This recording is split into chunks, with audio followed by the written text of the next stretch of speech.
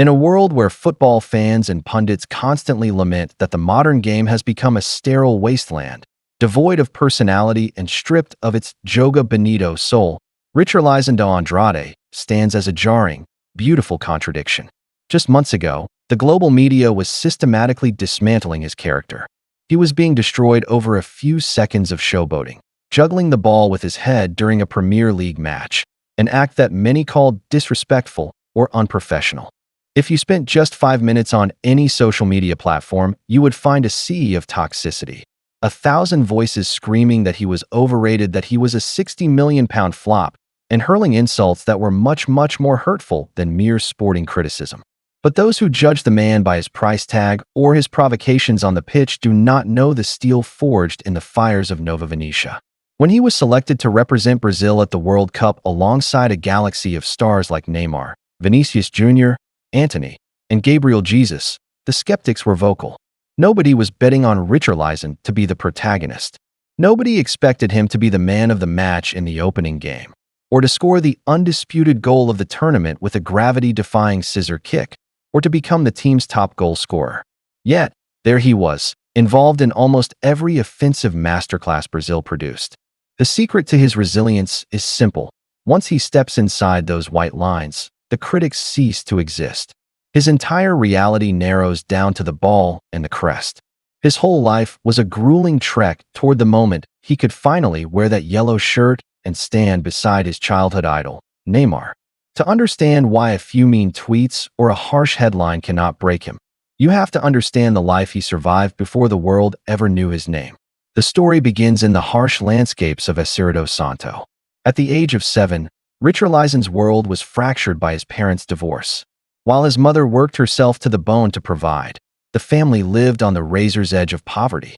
By the time he was 11, Richarlison wasn't just a kid playing in the dirt. He was a provider.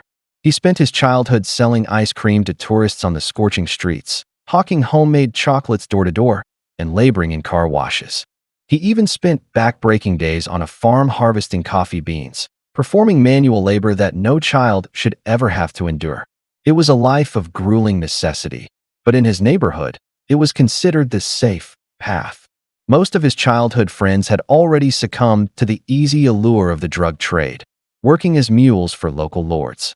They looked at Richarlison, sweating for pennies, and called him an idiot. They tempted him daily, telling him he could make more in an hour selling drugs than he could in a month at the car wash. But Richarlison never budged. Not once. He possessed an internal compass that told him exactly where that road ended, and he wanted no part of the darkness. However, in Nova Venécia, sometimes you don't get to choose your battles. One night, while walking home from the pitch after a late-night practice session, the reality of his environment caught up to him. 2 men cornered him and a friend, and a cold gun was pressed against his forehead. The men were convinced he was a rival dealer infringing on their territory. Richarlison, paralyzed with fear, had to beg for his life. He cried out that he was just a footballer, that he had never touched a drug in his life. As he watched the man's finger tighten on the trigger, he saw the end of his story. For reasons he still cannot fully explain, the men lowered the weapon and let them run.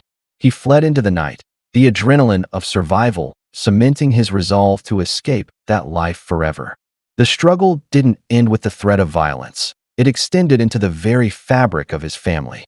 His father, who had moved away to work on a ranch, was struggling with a profound, deteriorating mental state. Richarlison spent his teenage years crisscrossing Brazil, taking grueling bus rides to trial for clubs that consistently turned him away. He once traveled over 1,000 miles alone, carrying nothing but a pair of boots a friend had loaned him, only to be rejected on his 16th birthday. He was ready to accept that football was a dead end. But at 17, a singular moment of humiliation changed his life. During a visit to his father's workplace, they went fishing in a pond. When the wealthy landowner caught them, he didn't just ask them to leave. He humiliated Richarlison's father, calling him a nobody and threatening to toss him into the gutter. Seeing his hero, the man he looked up to, shattered and belittled by a man with a bit of money sparked something visceral in Richarlison. That day, football stopped being a dream of glory and became a cold, hard obsession. He saved every cent for a bus ticket to trial for America Mineiro. By the time he arrived in Belo Horizonte, He was so ravenous that he spent his return trip money on a meal. He had no way back home. He had burned his boats. The only way out of that city was with a professional contract in his hand. He played 4 matches in a single afternoon with the intensity of a man fighting for his life. They signed him on the spot. From there, the ascent was meteoric. He led the America Minero under-17s to their first championship in nearly 2 decades, scoring a legendary screamer in the final.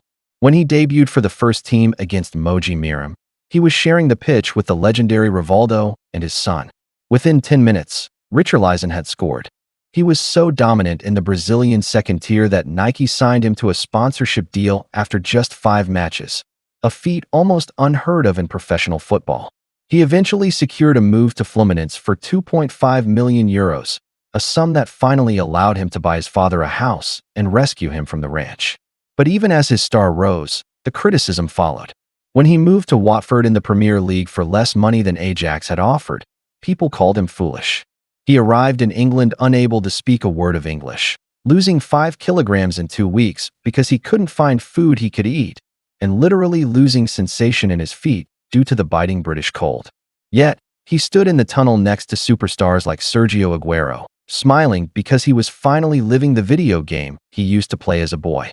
His journey through Everton was a roller coaster of high-stakes drama. He became the club's record signing at £45 million, a price tag that invited a new wave of scrutiny.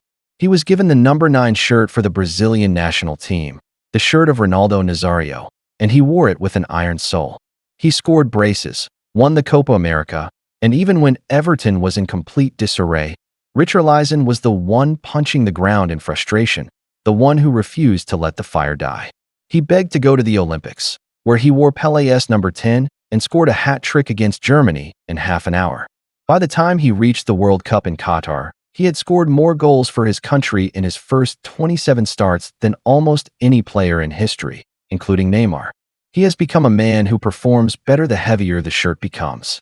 The media can complain about his dancing or his showboating, but they cannot ignore the statistics or the story. Why does he play so much better for Brazil? Because when he puts on that yellow jersey, he isn't just playing a game. He is answering the gunman in the street. He is answering the landlord who insulted his father. He is playing for every kid selling ice cream in Nova Venécia who was told they were a nobody. Richarlison isn't just a footballer. He is the living proof that obsession can outrun any tragedy.